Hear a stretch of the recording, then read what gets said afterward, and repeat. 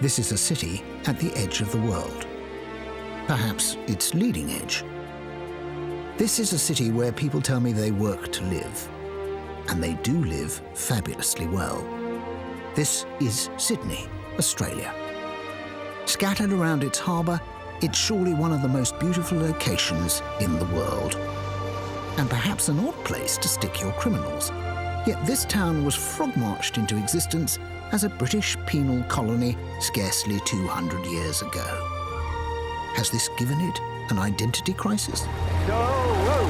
I intend to explore a typical 24 hours in the life of a sun-kissed, wave-lapped, down-under metropolis.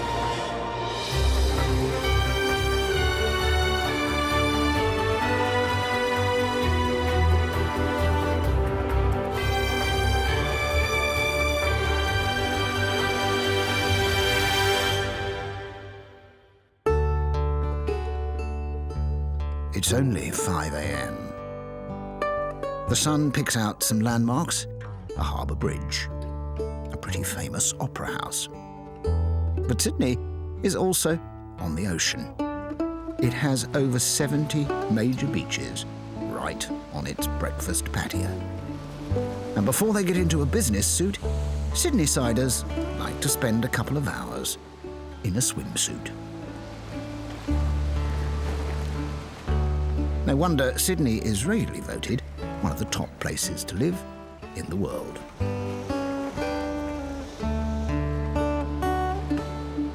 Especially if you're a shark.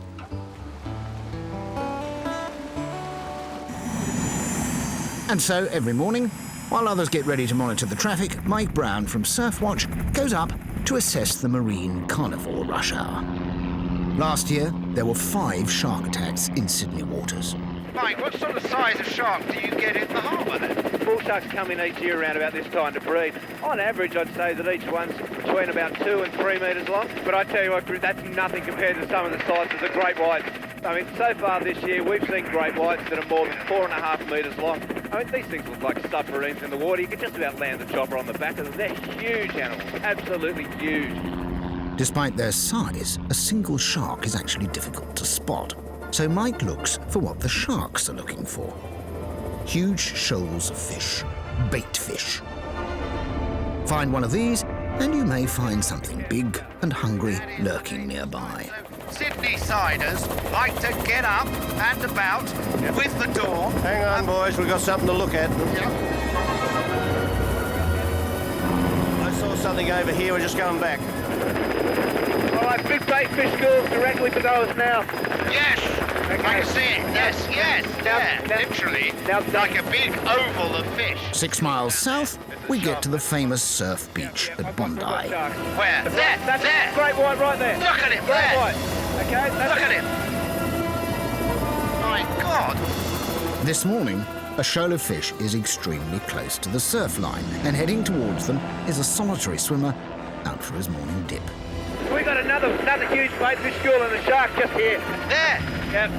The fish are right where this guy is swimming towards. Well, even closer, right on the shoreline there. If he cracks on, he'll end up swimming straight through the middle of the shark's brunch.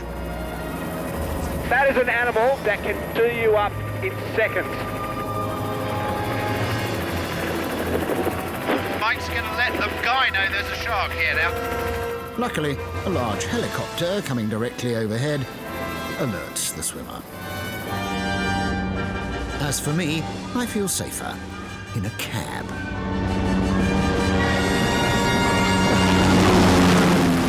Taxi! There are hundreds of water taxis, thousands of pleasure craft, and more than a few kayaks here.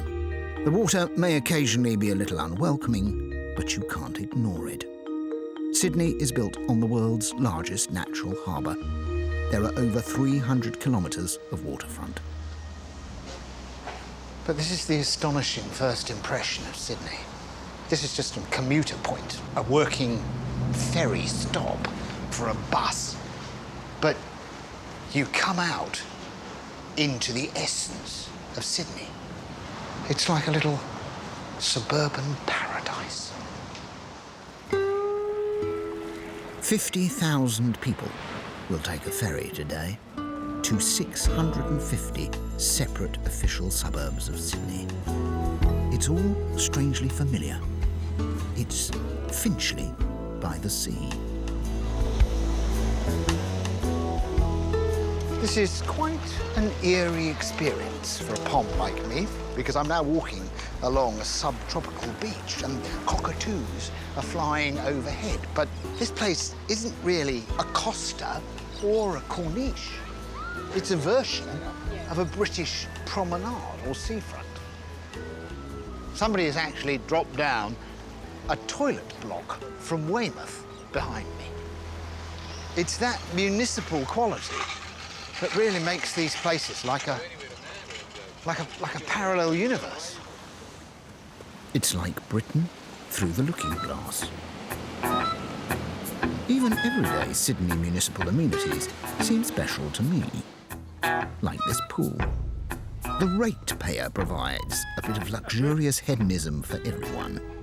Everyone, that is, except for the man who has to clean it. Turn that anti-clockwise 50 times. Firstly, the drain is opened and all the sand is scrubbed down and washed away. Ed cleans the McCullum outdoor saltwater pool every week.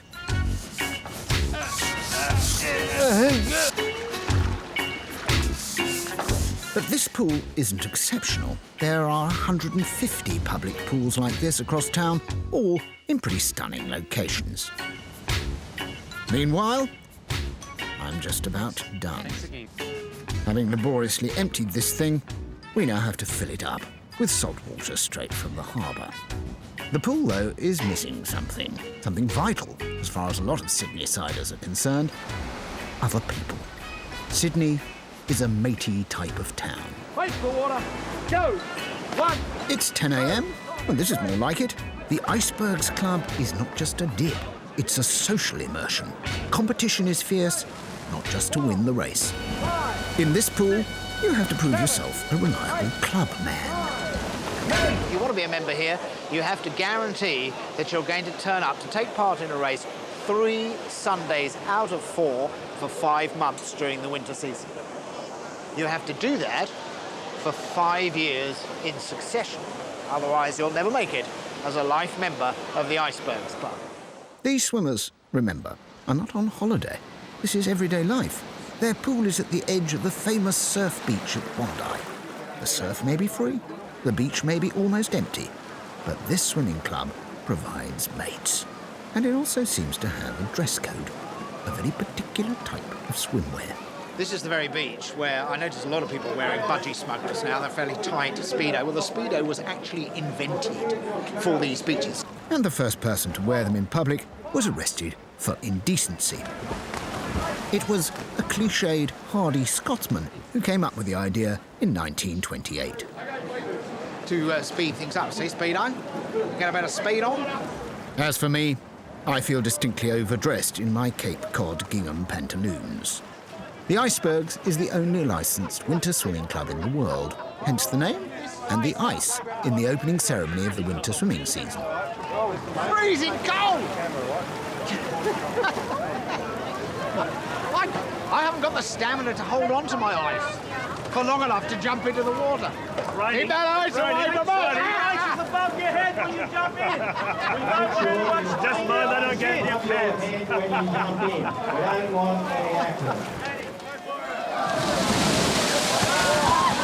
The idea is to cool down the water, ready for winter training. And, in case you wondered, it's only snowed once in Sydney since records began. Best place for it, Griff. I feel like I've been in a Tom Collins cocktail. But cocktails aren't the preferred tipple here. It's beer on the menu. After the races, everyone goes to the bar of the 80-year-old club to socialise. The pitcher of beer is not only one of the prizes in the swimming competition, it's also the heart of old Sydney. Having a drink with your mates is one of the most traditional things you can do, especially at 11 in the morning. You don't serve beer in pints because it gets too warm too quickly. So you have a schooner. Or a jug. Beer and rum are actually fundamental to Sydney. They were the first currency. It was hard-working, hard-drinking men that built this suburban paradise. But I wonder, are they a dying breed? The 1 o'clock gun fires every day in Sydney on this little island fort. It's a reminder that the place was once a military-run penal colony and garrison. About 220 years ago, a man called Francis Morgan stood up here on Pinchgut Island. He was, well, he was standing on the gallows, in fact, because he was about to be hanged. And he looked out and he said, his last words, he said, "Well, you have here, indeed, a most beautiful harbour." Yes, it was beautiful, but the first settlers had other things on their minds. In the early days, this was a very hard life. There was only one water source, and all their crops failed in this strange land. Survival was touch and go. Many of the convicts brought here may not have even been criminals at all, but they were workers. They were shipped here and forced into what was essentially indentured slave labour. Sydney gained a culture of honest, ordinary, working people. And 100 years ago, they had a tough reputation. This was the most notorious street in Sydney, known as the Suez Canal. It was haunted by gangs called pushes in the 19th century. And apparently, down here was the haunt of a particularly ferocious gang of women who would jump on unwary sailors, pull out all their gold teeth and steal their clothes. Seems pretty quiet now. In fact, Sydney now has a reputation for having very little crime. This area in particular, because the rocks are no longer filled with criminals, but with tourists. Nowadays, the homicide rate is 400 times less than similar cities in America. But that slightly dodgy past has worried 20th century Sydneysiders. About 50 years ago, Sydney wanted to become that overrated thing, modern. It's been a bit of a rickety journey. Well, we're a few yards from the bridge now on the other side, and we left all that tourist stuff behind, and we come across this. All these beautiful streets, these quiet streets, still a bit inner city, but this was essentially where the Sydneysiders decided originally to establish themselves, and they built what effectively was Australia's first town. This is what they wanted for themselves, and it's just like a sort of English Georgian city. But then they became very embarrassed by it because it turned into a slum, and so in about 1960 they decided that they'd try and sell the whole thing. And they put an advertisement in the New York Times, but nobody bought it. So then 10 years later, they thought they'd knock it down and turn it into some lovely car parks. Because, you see, they were ashamed of their convict past. Luckily, the urge to look ahead amongst some people corresponded with an urge to look back amongst others. The Rocks area was saved by union action. Sydney was becoming self-conscious and sophisticated. So, where have all the tough guys gone? By repute, the hardest men of the city are the riggers on the Sydney Harbour Bridge. This lump of man-sized Meccano was built in the 1930s. Most of the steel was shipped in from Middlesbrough and needs constant maintenance. I'm helping to remove some steps for painting about 100 metres above the water. The guys on shift today are both immigrants. Joe's from Croatia, and George is a Brit from the East End of London. When the British immigrants were shipped out here on £10 tickets in the 1950s, the reality of the place often fell below their expectations, and they were called the Whinging Ponds. Did you find that adjusting to Australian life was difficult? No. What would be difficult about living here? I don't know. It's sunny, it's warm, Yeah. good food, Yeah. nice people. And you haven't turned into a whinging pom in any way then? You haven't done your share of Never. whinging? You ask anyone here if I ever go whinging. You don't? Do I, Joe? No. Be honest. Not at all. Well, Joe, you tell me. Well, does he whinge? No. Actually, the biggest whinger we got is an Aussie. George came here from the more confrontational parts of the East End of London. He thought he'd fit in with Sydney's legendary reputation. But it seems he was a little disappointed about one aspect. I'll tell you one thing I did notice, Griff. Yeah. When I first got here, I thought I'd go and see a rugby league game. Yeah. So I've gone into the pub and there was all South Sydney supporters all drinking in there. Yeah. A couple of minutes later, all these St George supporters come in. I thought, oh, here we go. It's all going to go off, gonna be as St. it would in London. Yes. But nothing. They're all going, oh, hello, Dave, how are you? All right, Mike. I thought, that's not right. Well, no, that's because that's the Sydney way of doing things, is to be matey. You call everyone mate. I met the Premier, I called him mate. I couldn't remember his name. I'm sure some of those POM immigrants were originally lured here by the idea of sitting under the stars by a billabong. In fact, Australia is one of the most urbanised societies in the world. Everybody down under apparently wants to live downtown. The Crocodile Dundee story is increasingly becoming just that, a story. That's a cowhide leather. Cowhide, OK.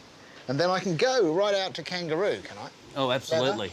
Keep going. There's your kangaroo leather. I see kangaroo leather, and I can add a few appurtenances to this That's if I it. want to make myself even more of a sort The of... beauty with kangaroo leather is Yeah. it's very malleable, so you can fold it up. Stick it in your pocket. It's actually a very strong leather, 3 times stronger than cowhide, and your hat's on back to front. OK. Well, how am I supposed to know that? Jeff thinks that it was only in the summer of 2000 that Sydney lost its bushwhacker image. After the Olympics, the rest of the world saw Sydney for what it was. This magnificent spot, and the number of customers we had that said, they'd move here in a blink of an eyelid. Because we were an international city, we had that cafe culture, we had the food culture, we had the wine, the beers. It wasn't just a, it was quite a sophisticated thing, which they didn't expect. But that sophistication, has that grown in the last 20 years? Oh, most definitely. In the early 80s, late 80s, we were thought to have been kangaroos hopping down the street, the last frontier. From that, we've now grown into, I think, Sydney Opera House is the most visited opera house in the world. Yes, well, I better visit it then. It may have been the Olympics that tipped world opinion, but it all started with this place. The Sydney Opera House actually did something for city planning. It set a benchmark. It said, if you want to identify your city and give it a sort of international face, then you'd better stick up a slightly preposterous building. People said Sydney lacked culture, and this extravagant barnstormer was the remedy. It was designed to show off, to be as much an ornament to the waterside as a facility. It was started in 1950 and took nearly 20 years to complete. During that period, it went 20 times over budget, all because of those staggeringly beautiful seashell slices of dome. The building of this place really did come out of a paranoia, the paranoia of being forgotten. It says, look at us, you won't ignore us down at the other end of the world, will you? It seemed to work. With the Opera House came a growing awareness of what Sydney could be, amongst Sydney-siders themselves. It could be more than prawns, pies and barbecues, more than surf and beer, more than a good fight. My goodness, without its beer glasses, it was beautiful. In the last few decades, Sydney-siders have certainly woken up to how valuable their harbour is. All heavy industry and docks have been moved elsewhere, although it's still so polluted that if you catch a fish here, you're advised not to eat it. Thanks mainly to the harbour, this city is now climbing the charts as the most expensive place to live in the world. It's currently 15th. 10 years ago, it wasn't even in the top 100. These are the rich eastern suburbs. But there's tons of it. Miles and miles of winding lanes going out onto the headlands. And they go out onto the headlands. I can't get down to the waterside because the waterside is someone's back garden.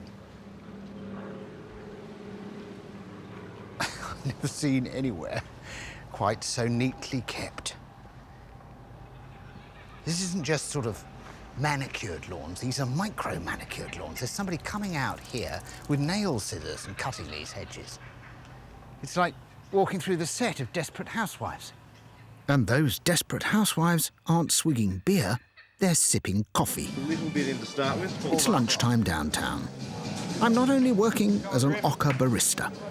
I'm not only doing so in top-flight modern architecture, I'm at a fashion show in Australian Fashion Week. Though, this being Sydney, it's for a new range of swimwear. These are the high heels and hairdos of a new international Pacific Rim Sydney, one that designer Anna thinks would love to be a fashion name across the world.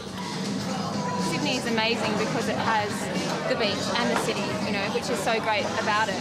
But I don't know if it's, you know, it can compete on a fashion level. Really? It's not there yet? On a swimwear level, yeah, I think we're at the top. Is Fashion Week here now an important week, not just for Sydney, but for world fashion yet? You kind of appreciate the angle that Sydney fashion is coming from and Australian fashion is coming from, then it's definitely worthy.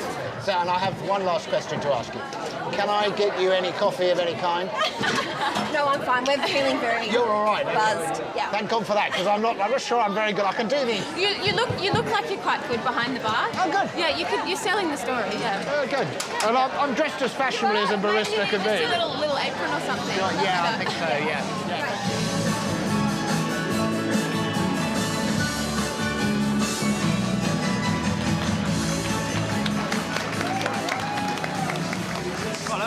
Okay, what was your favourite? I don't think I can say that on camera. I think we all do the I don't mean the models, I mean the swimwear.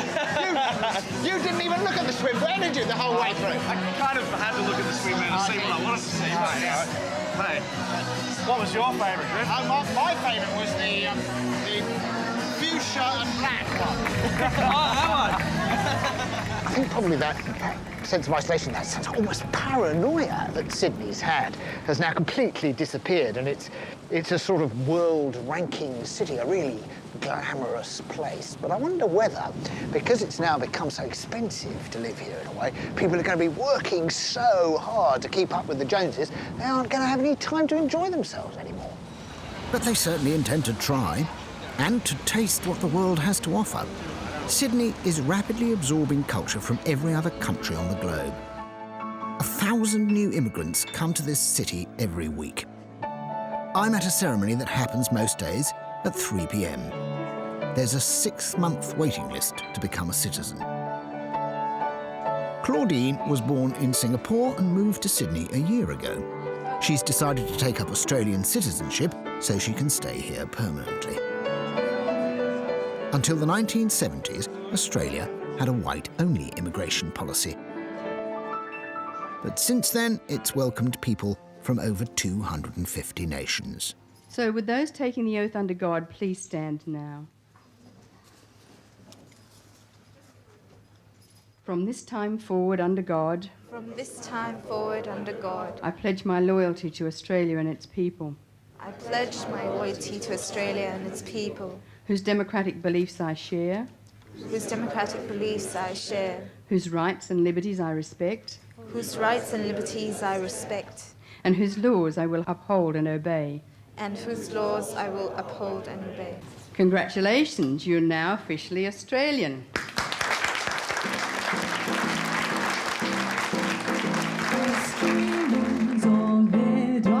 Xu Chen and Xiao Guan San.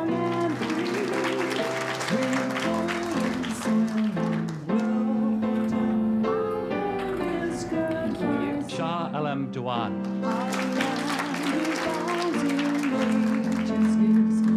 What have they given you? What have they given you? Official Australian Vegemite. And Now, I've never had Vegemite. That's like Marmite, isn't it? It's have like you? Marmite, yeah. Have you had it before? have. Do you like it? yes, should I just say that? course, why not? Of course. Alongside the free Framlingham cakes and the meat pies are a series of questions designed to reinforce authentic Australian culture. Like my bridge-building friend, it was the premiership test that stymied me. Okay, who's the head of the Australian government?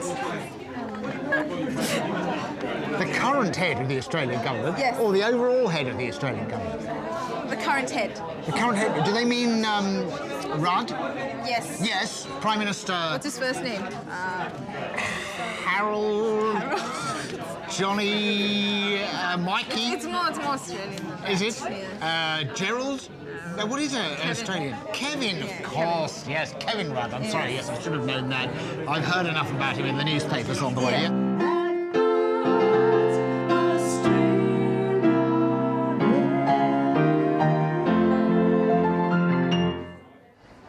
Well, that was nice. It was as if all those people were being given the chance to start all over again, to wipe the slate clean and be reborn in this city. And I felt oddly envious. All this multicultural glamour and new sophistication actually rests on a city which is profoundly Australian. And I mean in quite another way than cricket, Vegemite and budgie smugglers, as I intend to find out. It's late afternoon. I'm taking off from Sydney's oldest airport. This was where the first flying boats arrived and ushered in a modern age of easy travel. But I'm setting off to encounter something that predates history. An original lost world that lies beneath this metropolis. I'm heading north to encounter the real Australia. The edge of the city comes with a suddenness that takes your breath away. Having gone north and followed the city up along the coast, we've come in on the Hawkesbury River and we sort of rejoin the outer northwestern suburbs after having traversed a great empty space of wilderness. Incredible. These are the national parks, which make up 30% of the metropolitan area. They remind us what Sydney would have looked like when the ancestors of the person I'm about to meet came here up to 70,000 years ago. That's about 60,000 years before mankind made it to Britain. 65,000 people hunted and lived in this place. Sydney was an Aboriginal heartland. But the white men brought in chickenpox, which nearly wiped out Australia's indigenous people, and now they make up less than 2% of the population. Alan is one of their cultural leaders. Alan. Yeah, mate, how are you? I'm all right, how are you? Very good. Thanks for meeting me here. Not a problem.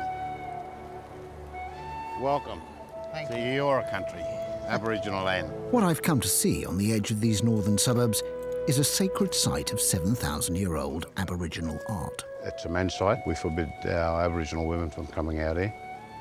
And urban Sydney is full of Aboriginal sites of significance to the Aboriginal. Biggest Indigenous art gallery of any city in the world.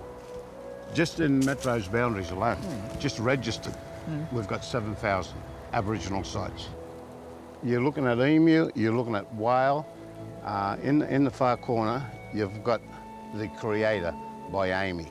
Biami is the one that created all that we see here, eat. He's the great creator of the world. He was, with the lightning out of his head and his belt. This is really exciting place to be, actually, Alan, for me. It has such a power, doesn't it? I have a real sense of belonging every time I'm here. These carvings can, in fact, be found right across the city, telling the story of when there were kangaroos here. This fella here, you see him running through the bloody bush. You know, he would have frightened the jingies out of you. As my father told me many years ago, he said, "Oh, you know, you've got to look after the land, because God's not making no more."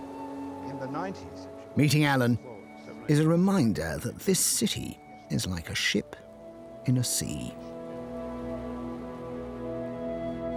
It's a capsule of modernity afloat in a wild place. The continent of Australia is still 98% desert and bush, and the city is unmistakably part of this continent, just as the continent still impinges on the modern metropolis. These are the Botanic Gardens. About this time in the evening, you can walk out from a perfectly recognisable 20th century city into a perfectly recognisable 19th century park, and there are the coconuts in the tree, except that about this time of night, the coconuts wake up.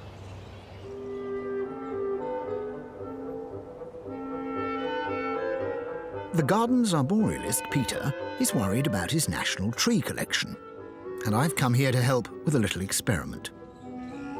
Peter's idea is to try a scarecrow to discourage the bats from roosting in the more damaged trees. But this is the time of night they actually wake up, is it? Yeah, normally they'd be waking up in the afternoon. Yeah? And then they fly out at night, and then they come back in the morning. You don't want them here? No. They're lovely. No, they're terrible. Why are they terrible? I think they're the sweetest things I've ever seen. They're all lying there. Look at them. In their raincoats, wrapped around them. They take off throughout the day because of the noise from the tractors and trucks and people. Right. They take off and land again and take off and land again. And continually over time, yeah, the defoliates the tree. The tree can't produce its own food. And then the tree starts to die. Yeah. And you're Mr. Tree Man, are you? I am. When there's 5, 10, 20,000 of them. 20,000? Sometimes, yeah. Especially during mating season, and when they migrate from north to south, they'll come in influx and then go out again. They're sort of hooligan bats, really. Yeah, they're very frisky. Are they? Yes. When they wake up, these things, because the way I see it, they're a fruit bat, right? Yeah. Presumably they wake up and the first thing they do is get themselves upright and have a shit. That's why I've got my hat on. I haven't got a hat. Well, you can hide somewhere. All right. So what do? We switch it if you off. flick that switch, yeah, then we'll see how successful this is. Flying foxes are the largest species of bat, with wingspans of 1 metre. Big enough, it seems, not to be easily frightened. They haven't really taken off. Nope, not a flicker. It's just that old scarecrow again. Yeah. We hope to see the bats fly away and leave Sydney for good, but they're just lying there thinking, not that thing again. Yeah, they've seen it before. Yeah.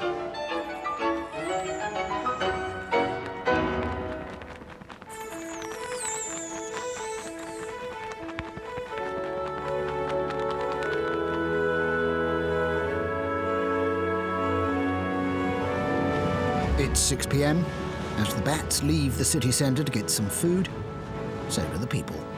So what we do is we just go straight over towards here, and then when we get into the middle of the bridge, you see there's a little red diamond just in the middle of the bridge. Yeah. That lets us know that we're on the right side of the harbour, and then we turn left or to port.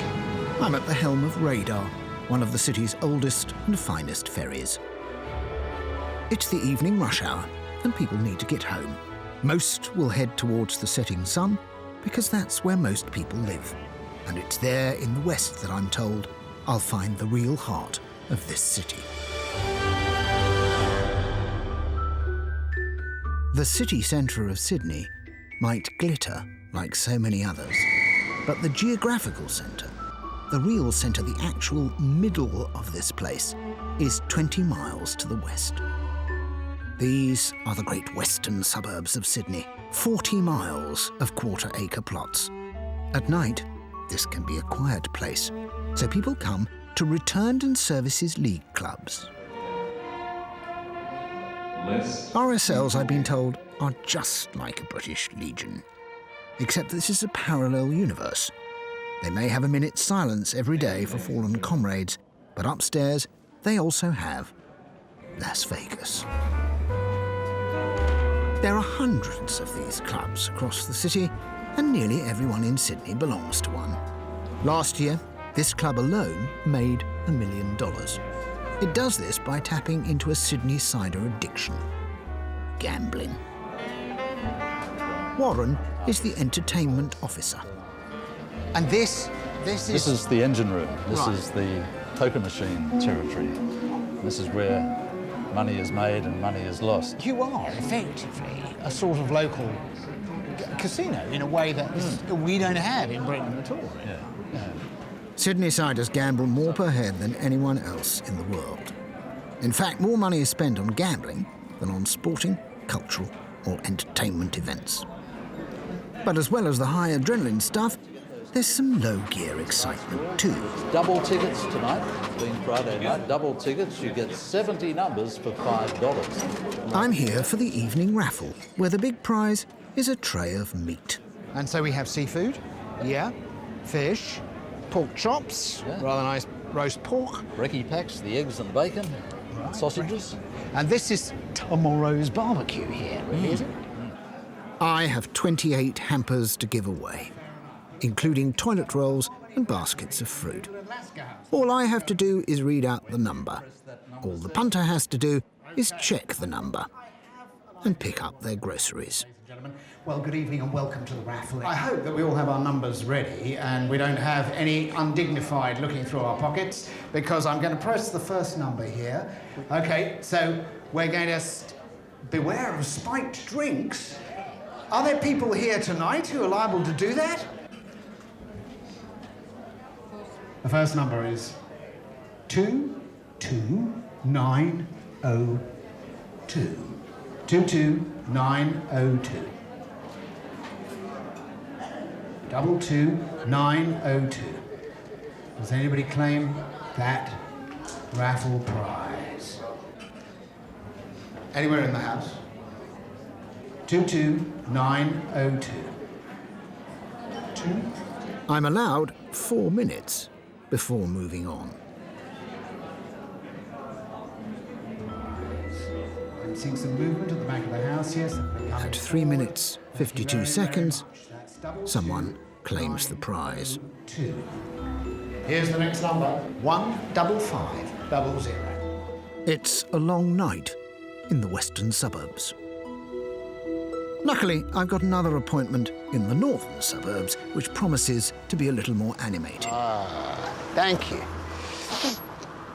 Oh, now, I nearly made a classic mistake there. In Sydney, if you're a bloke on your own, you mustn't get in the back of a taxi, because that would be getting up yourself. Mostly people like to sit on the front. Yes. If you're sitting on the back, definitely snobby, and they don't like to be snobby. No. They don't like to even mention to be snobby. No. So it's getting up yourself if you go and sit in the back. That's it. So you're just a mate who happens to be getting a lift, and they just want to sit in the front here. Absolutely. That's all Yep. we have. Being a regular Joe is a very important part of being a Sydney-sider. If you get too full of yourself, your mates will cut you down to size. They call it the tall poppy syndrome.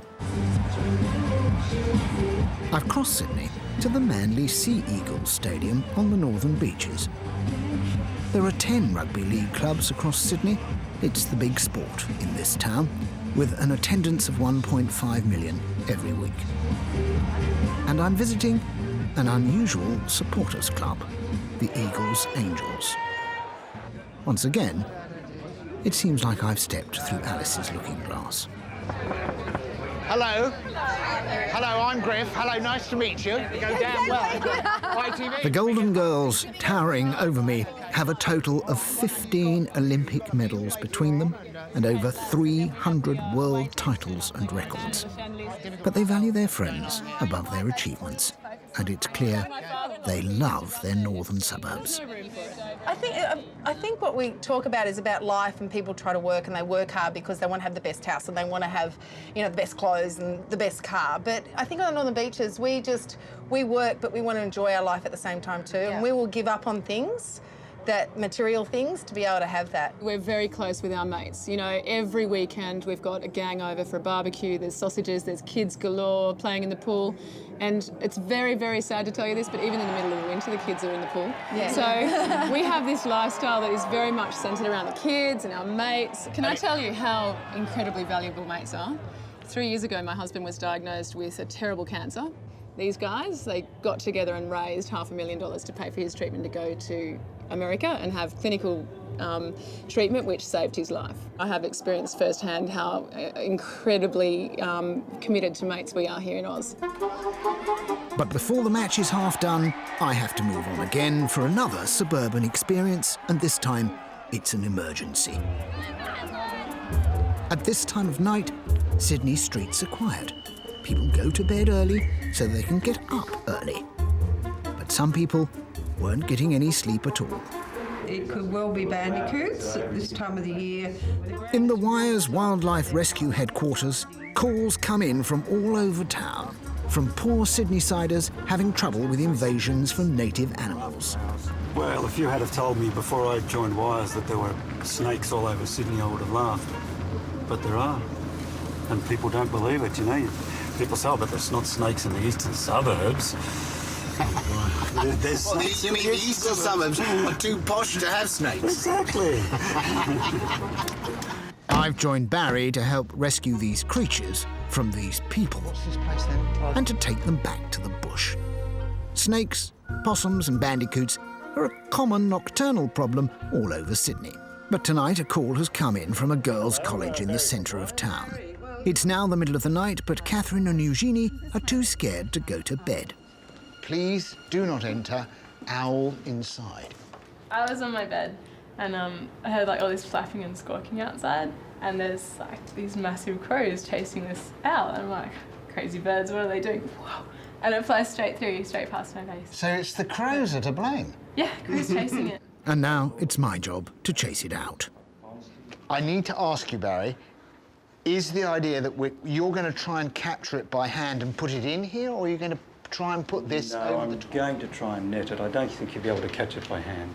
All right, so do you want to do that, or do you want me to do that? That's up to you. I think OK. I'm going to have a go, then. All right, just as long as we don't hurt it, that's all. All right. Oh, there he is. I have to say that he looks particularly suspicious of us having come in here. There's absolutely no doubt he thinks not the man with the net. Not the man with the net. They've sent the man with the net to get me. OK. Is it all right if I stand on your bed? Okay. Under the circumstances, yeah. Okay. Oh. That's all right. That's all right. Very slow. But he's not going to fly into it, is he? No.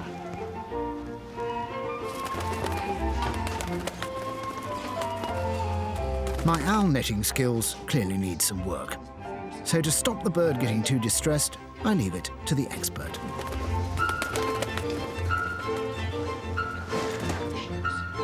I've got him in there now.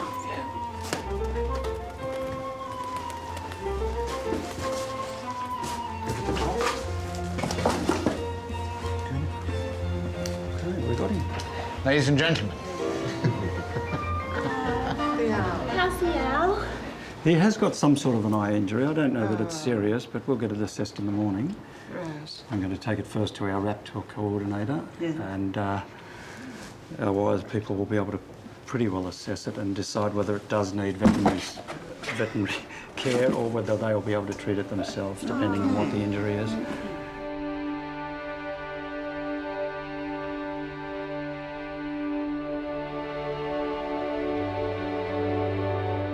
The first settlers must have found this an unsettling place.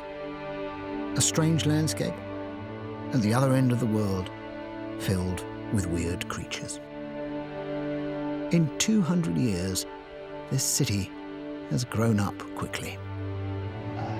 I take a last look over it from Mcquarrie's Lighthouse. Built in 1818, it was the first in Australia. I can see the dawn coming up now on Brighton down there. Putney over there and Mortlake. On Epping, which is over there. And right over there on Liverpool. All those incredible familiar names. But of course, if I turn this way, then the nearest land is 7,000 miles in that direction, and about 1,500 miles in that direction if I wanted to go to New Zealand, which is, I suppose, as far away as anywhere from anywhere else. Sydney was incredibly isolated for 200 years. And perhaps that's the reason that the people who were living here wanted to make themselves at home.